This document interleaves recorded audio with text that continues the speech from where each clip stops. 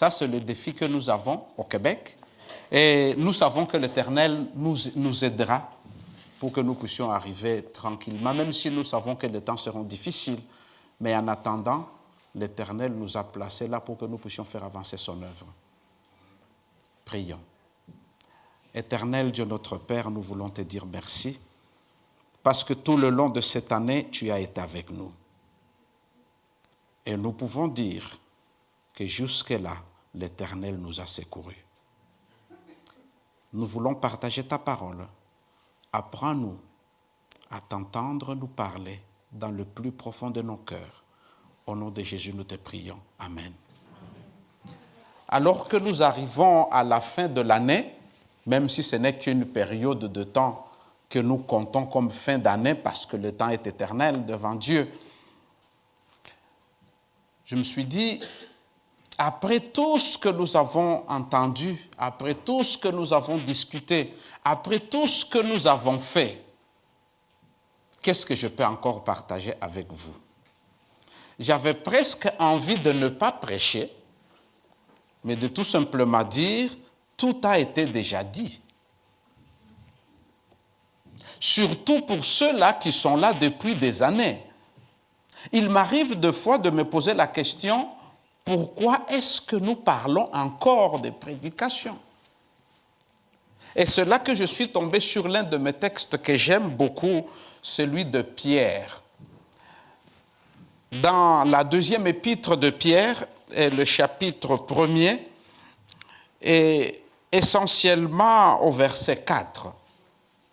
Là, il y a une petite portion de phrase qui m'intéresse. Il est dit « Lesquelles nous assurent de sa part les plus grandes et les plus précieuses promesses, afin que, par elles, vous deveniez participants de la nature divine. » Je ne sais pas si vous et moi, nous sommes conscients que nous sommes participants de la nature divine. Nous savons que nous sommes des êtres humains. Nous savons que nous sommes des êtres créés par Dieu. Mais ce texte nous donne quelque chose de beaucoup plus important qui nous parle de quelque chose de particulier. Nous sommes appelés non pas à demeurer là où nous sommes, mais nous sommes appelés à participer à la nature divine. Pour une raison simple, parce que nous ne sommes pas d'origine humaine, c'est parce que nous sommes d'origine divine. Mais je voudrais déjà vous dire que lorsque nous parlons de la participation à la nature divine, ce n'est pas comme nous l'entendons aujourd'hui. Parce qu'aujourd'hui, il y a toutes sortes de théories et de philosophies qui parlent de la nature divine en nous. Il y a ceux qui vous parleront que nous sommes déjà nous-mêmes des dieux. Si pas aujourd'hui, mais en devenir. D'autres vous diront que nous avons l'absolu, les dieux est en nous, nous pouvons les concevoir. Un philosophe a donné un titre formidable qui disait que nous avons créé Dieu à notre image. En d'autres termes, nous avons appris à nous fabriquer des petits dieux qui correspondent à nos désirs et aussi à tout ce que nous avons comme idée. Et ces dieux-là répondent à la commande de ce que nous voulons. Un peu comme le peuple d'Israël lorsqu'ils sortaient d'Égypte et qu'ils avaient pensé que Moïse ne reviendrait plus du mont Sinaï. Ils se sont fabriqués un veau d'or qu'ils ont dit, Israël, voici le Dieu qui t'a fait sortir du pays d'Égypte. En fait, c'était celui qu'ils ont fabriqué eux-mêmes. Le prophète Ésaïe va aussi le dire, vous coupez vous coupez un arbre, vous en prenez des morceaux, une partie pour le chauffage et l'autre partie devient votre Dieu. Cela trouve son origine dans le texte de Genèse. Vous serez comme des dieux connaissant le bien et le mal. Nous pouvons dire aujourd'hui que nous sommes dedans. Parce que l'idée que le divin est en nous signifie que chaque être humain possède une sorte d'étincelle divine une essence spirituelle. Aujourd'hui, on parle de spiritualité sans église. Ou même d'église sans spiritualité. Parce que parfois, les églises deviennent tout simplement des clubs socio-culturels où on se rencontre par la nostalgie et où on pense que pendant ces quelques brèves minutes, on devient saint et qu'on est au ciel. Et après le service, on redevient sur terre. Nous sommes dans une période où on parle de la conscience. Le fait que nous avons une présence de notre conscience avec intensité va nous permettre de saisir ce qu'il y a de divin en nous. Or, le texte dit quelque chose de très important. Remarquez comment est-ce que l'apôtre Pierre le dit. Simon Pierre, serviteur et apôtre de Jésus-Christ, à ceux qui ont reçu en partage une foi du même mépris que la nôtre par la justice de notre Dieu et du Sauveur Jésus-Christ, que la grâce et la paix vous soient multipliées par la connaissance de Dieu et de Jésus, notre Seigneur. L'apôtre Pierre pose le fondement, c'est-à-dire que nous pouvons avoir toutes sortes de spiritualités, mais la foi dont il parle, lui, ici, c'est celle qui vient de Jésus-Christ. Parce qu'en lui, nous avons la grâce et la paix. Parce qu'en lui, nous avons la connaissance de Jésus-Christ. Parce qu'en lui, nous devenons au travers de Christ des participants de la nature divine. Et l'apôtre Pierre va continuer. Comme sa divine puissance nous a donné tout ce qui contribue à la vie et à la piété, je voudrais m'arrêter là. En d'autres termes, nous avons reçu de la part de Dieu, et jusqu'à la date d'aujourd'hui, tout ce qui est nécessaire pour que nous ayons la vie. La preuve, c'est que nous vivons déjà. Et ça commence avec la vie telle que nous l'avons déjà aujourd'hui. Je ne sais pas si vous avez remarqué à quel point la vie que nous avons aujourd'hui ne dépend pas de nous. C'est une grâce qui nous est accordée. Il suffit de vous en rendre compte si vous êtes sous peu malade et que vous passez par des moments difficiles dans des machines fabriquées par les humains, où parfois le médecin vous dit on va faire tout ce qu'il faut faire, mais ce n'est pas sûr, on ne sait pas si ça va réussir. Il y a une probabilité très forte que vous n'en sortiez pas vivant. Il y a aussi une tentative de réussite parce que les statistiques nous disent que. Là, c'est la vie basique, seule que nous avons. Elle ne dépend pas de nous. C'est par la puissance de Dieu. Mais il y a aussi la vie qu'il nous promet parce que celle que nous avons, c'est une vie éphémère, c'est une vie qui s'arrête. C'est une vie qui, à un moment donné, va connaître toutes sortes de situations difficiles. Elle va s'arrêter. Mais au-delà de cette vie-là, il y a celle que Dieu nous accorde. Mais l'apôtre y ajoute un élément important, la piété, c'est-à-dire la pratique de ce que nous croyons. La piété veut dire tout ce que nous avons appris ne reste pas tout simplement une théorie. Et c'est ce que nous allons voir. Le plus grand drame du christianisme est d'être devenu une doctrine et une théorie, et non pas une puissance qui transforme les cœurs. Et cela vient parce que nous avons la connaissance de Dieu. Et non pas parce que nous avons emmagasiné la connaissance doctrinale des théories, mais parce que nous avons côtoyé Jésus-Christ et qu'il habite en nous. Et cette capacité-là va faire de nous des participants de la nature divine. Et c'est pour cela que l'apôtre Pierre va dire, à cause de tous ces éléments-là, c'est-à-dire parce que nous avons la puissance de Dieu à travers de Christ, parce que nous avons la gratuité de la vie, parce que nous avons accès à la piété, parce que nous avons tout ce qui est nécessaire. À cause de cela, nous n'avons pas droit d'être non productifs. Je voudrais déjà par anticipation vous dire que dans le verset 8, il y a un élément qui nous rend en quelque sorte redevables devant Dieu. Car si ces choses sont en vous, et ils sont avec abondance, et ne vous laisseront point oisifs et stériles. Nous avons fini l'année, parce que c'est notre dernier sabbat. Nous avons reçu tout de la part de Dieu. Et la question nous sera posée, qu'est-ce que nous avons fait de toutes les bontés de Dieu? Qu'est-ce que nous avons fait de toutes les grâces de Dieu? Qu'est-ce que nous avons fait de toutes les demandes exaucées? Qu'est-ce que nous avons fait du privilège que nous avons?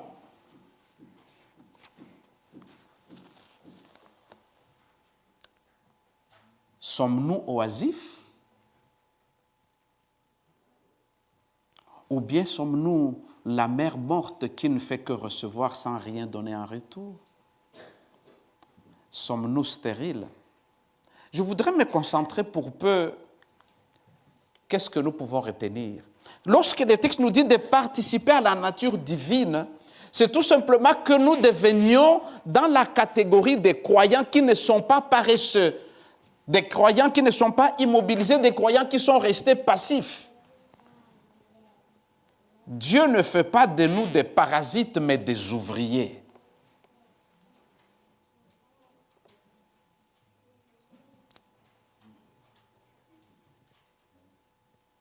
Je ne sais pas si vous avez déjà pensé à un élément très simple. Toutes les nations qui se proclament d'être sur la base de la foi ou la civilisation chrétienne, si elles avaient permis que Christ puisse vraiment transformer le cœur, je pense que nous ne serions plus sur la terre. Deuxième élément. Le texte nous dit au verset 5, « À cause de cela, faites tous vos efforts pour joindre à votre foi la vertu. » Il y a un élément là, parfois, qui nous tracasse, nous, en tant que chrétiens, parce que nous devons être participants de la nature divine, donc nous devons faire des efforts pour participer. Vous vous souviendrez de l'apôtre Paul qui dit, « Nul n'est justifié devant Dieu par les œuvres. » Pierre nous dit que nous devons faire tous nos efforts pour participer.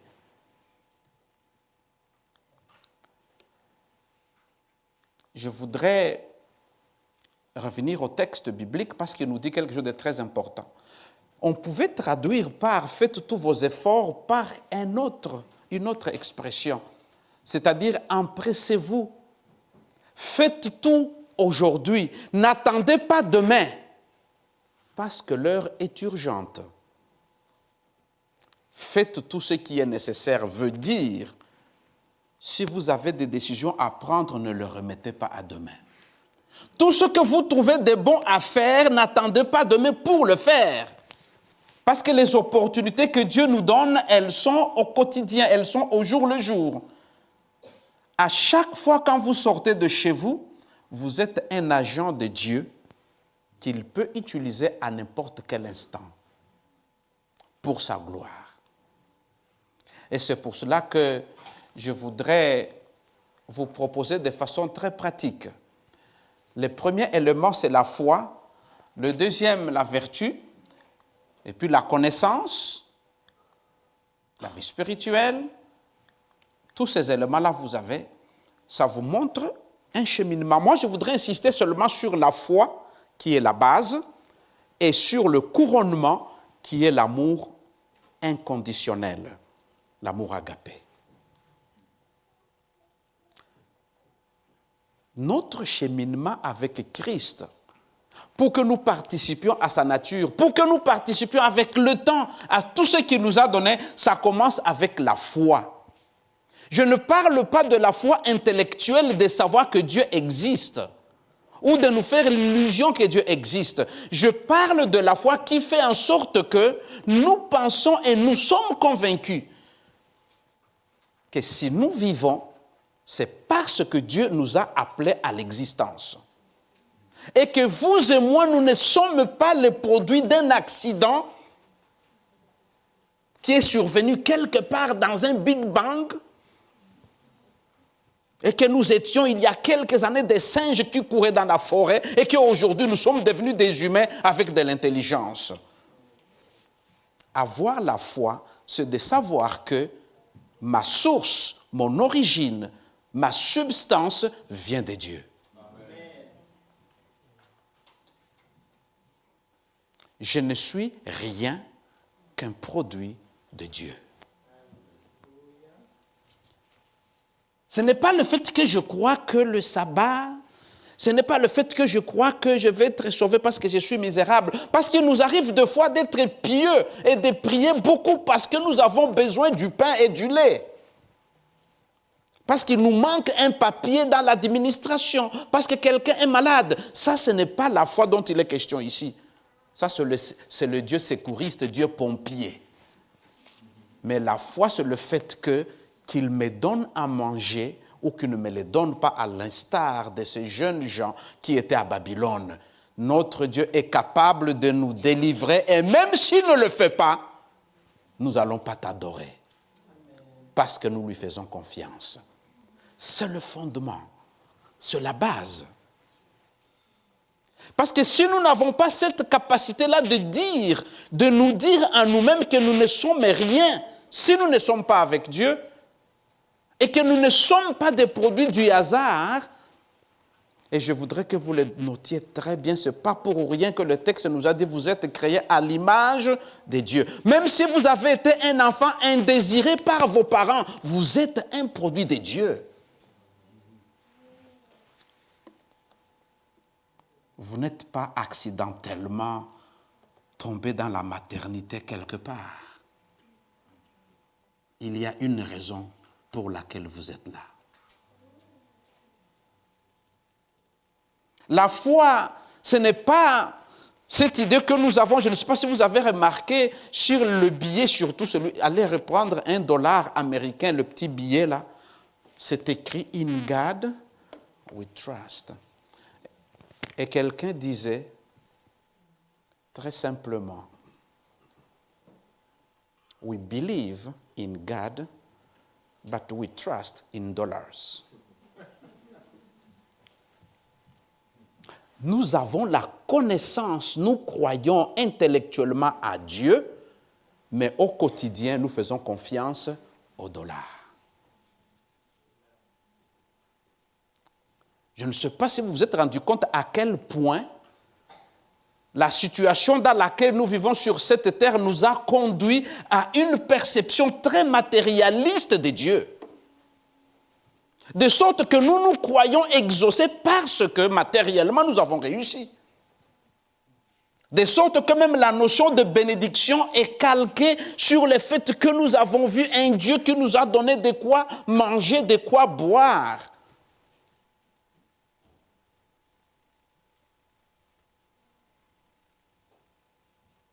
Il arrive de fois que nous faisons beaucoup plus confiance à nos banquiers et très peu en Dieu. La foi dont je parle ici, c'est le fait de faire confiance d'abord et avant tout en Dieu. Et les autres, ce sont les moyens qu'il met à notre disposition pour notre croissance. C'est le fondement, c'est le minimum.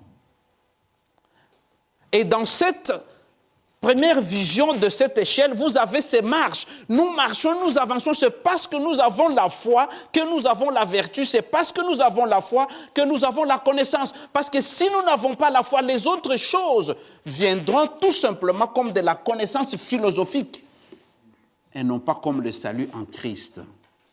C'est pour cela qu'une marche qui est fondée sur la foi va nous conduire à l'amour agapé. Remarquez comment est-ce que l'apôtre Pierre le dit. Il va d'abord dire, avant agapé, il y a l'amour fraternel. C'est-à-dire l'amour que nous nous aimons les uns, les autres, nous nous appelons frères et sœurs. Mais même jusque-là, nous ne serons pas encore arrivés à la perfection. La perfection, c'est l'amour inconditionnel. Nous ne nous aimons pas parce que nous sommes de la même ethnie. Nous ne nous aimons pas parce que nous sommes de la même tribu. Nous nous aimons parce que nous avons Christ.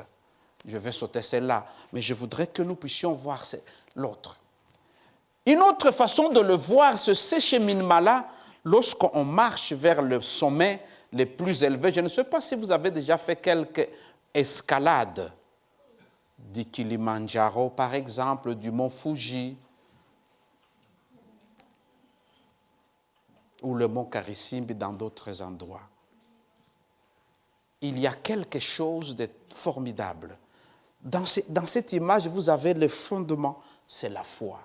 C'est cette foi-là qui nous engage. Et remarquez la flèche qui est là, c'est la persévérance qui va nous faire arriver à cet amour de Dieu. Pour que nous ayons à participer à la nature divine, nous avons besoin de persévérance.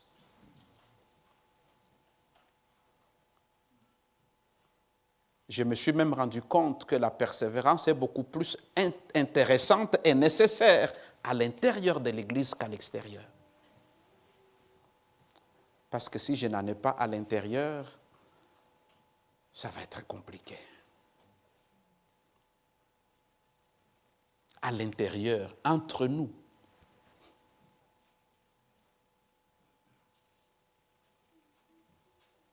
Lorsque vous lisez les épîtres, vous entendez les gens qui ont quitté l'Évangile parce que le monde les a séduits. Lorsque vous lisez les épîtres, vous voyez qu'il y a des gens qui ne se sont pas mis d'accord, ils ne s'entendaient pas bien. La plupart des épîtres ont été écrites parce que l'Église naissante a commencé à connaître des problèmes énormes, des problèmes relationnels. Nous n'en sommes pas épargnés aujourd'hui. D'où l'utilité dans notre croissance d'avoir la persévérance. La persévérance, nous l'avons non pas parce que nous avons cru les uns dans les autres, mais parce que nous avons cru au Seigneur Jésus.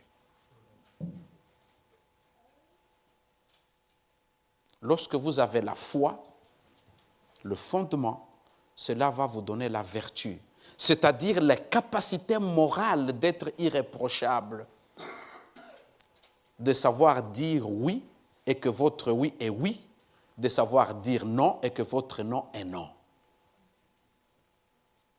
Et que vous ayez la connaissance, c'est-à-dire que vous puissiez vous approprier ce que Christ est. J'ai grandi dans l'église à l'époque où pour être baptisé, il fallait faire, à l'époque, ce n'était pas 26 doctrines, il y en avait peu. Il fallait bien les mémoriser. On recevait un petit carnet sur lequel on avait prouvé qu'on était présent à l'école du sabbat et qu'on avait rendu sa dîme régulièrement. Le minimum, c'était 1 an et demi. Un brave frère s'asseyait toujours à l'entrée pour vérifier si votre pantalon était un jeans ou pas. Et par excellence, on signifiait quelqu'un qui a compris le livre de Daniel et le livre de l'Apocalypse. Je le fais jusqu'au jour où j'ai lu l'apôtre Paul, qui, lui qui avait toute la connaissance juive de l'époque, était devenu un persécuteur des enfants de Dieu. Il ne s'agit pas de cette connaissance-là, parce que cette connaissance-là peut tuer. Mais la connaissance dont il est question, c'est celle dont Philippiens parle. Ayez en vous les sentiments qui étaient en Jésus-Christ, parce que Christ, il a décidé de se dépouiller de lui-même pour acquérir la vraie connaissance. Nous aurons la connaissance de Dieu lorsque nous serons capables de nous dépouiller de notre moi et mettre Christ à la place de moi.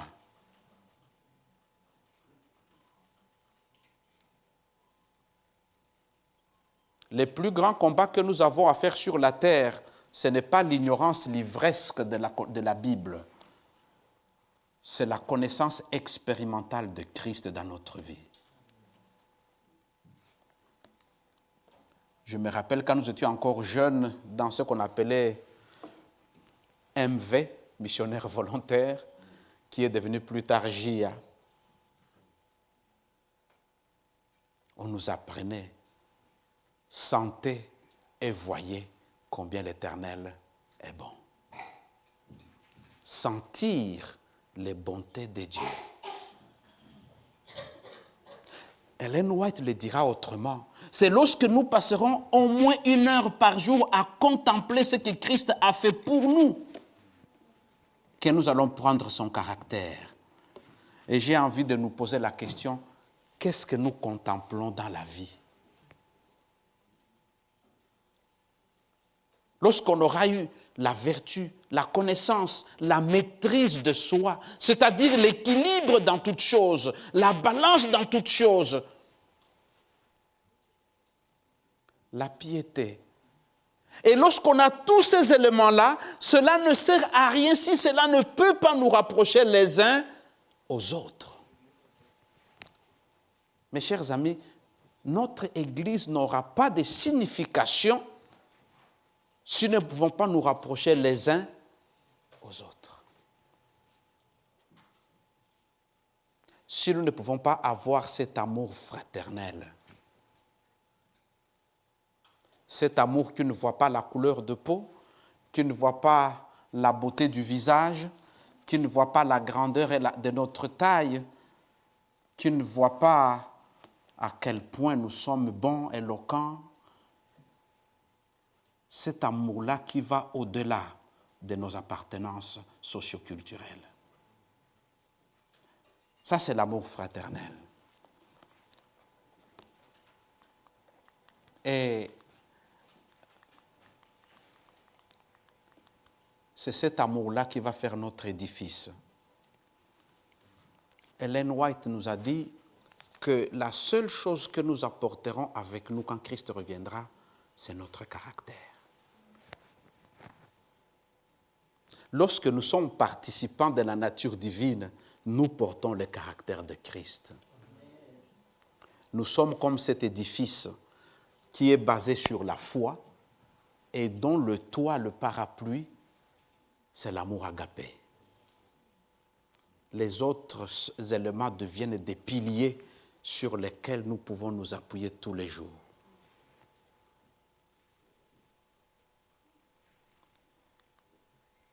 C'est cette marche-là. En conclusion, le meilleur don que nous puissions recevoir de notre Père Céleste, c'est un suprême amour pour lui et un amour désintéressé pour autrui. Cet amour n'est pas la pulsion d'un moment, mais un principe divin, une force permanente. Il ne peut prendre naissance dans un cœur irrégénéré. Nous l'aimons parce qu'il nous a aimés le premier. C'est le principe directeur de l'action dans l'air renouvelé par la grâce divine. Il modifie le caractère, notez cela. L'amour du Christ modifie le caractère.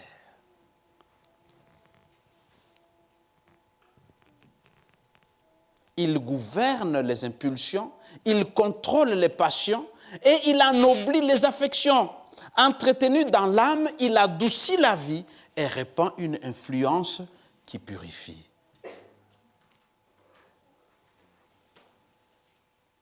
Nous sommes à l'époque des influenceurs. J'en connais quelque chose. Parce que dans mon entourage, je vois les gens qui me disent qu'ils écoutent les influenceurs. Et je leur demande, est-ce que vous les connaissez? Ils disent, oui, on les connaît.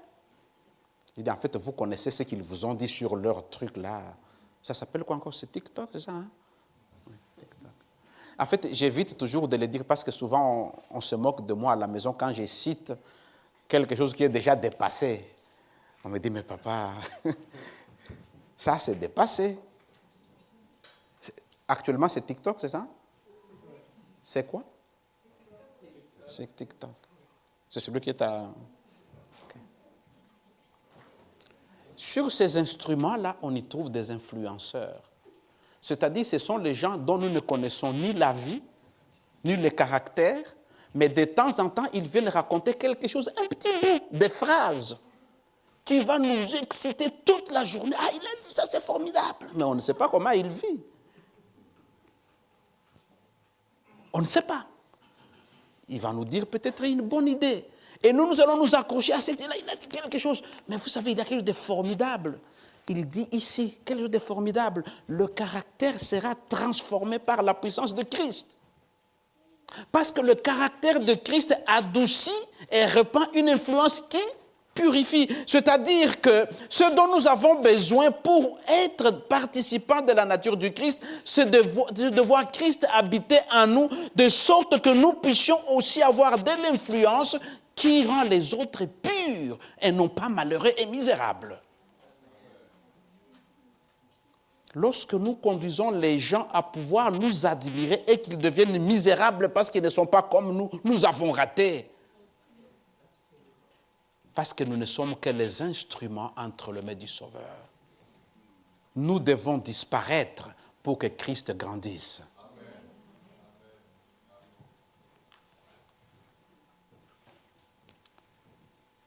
Alors que nous terminons l'année, je voudrais vous souhaiter tous les meilleurs en Christ. Non pas que nous devenions les influenceurs les uns sur les autres, mais que Christ nous donne une influence qui va être transformatrice dans les gens qui nous entourent. De sorte que les gens qui nous voient ne puissent pas trouver de la médiocrité en nous, mais qu'ils puissent voir l'excellence du Christ. Et comme j'aime souvent le dire, lorsque je passe et que je visite des gens qui sont déçus par la vie, qui sont découragés par l'impureté de l'Église, et je leur dis, mes amis, vous avez perdu quelque chose.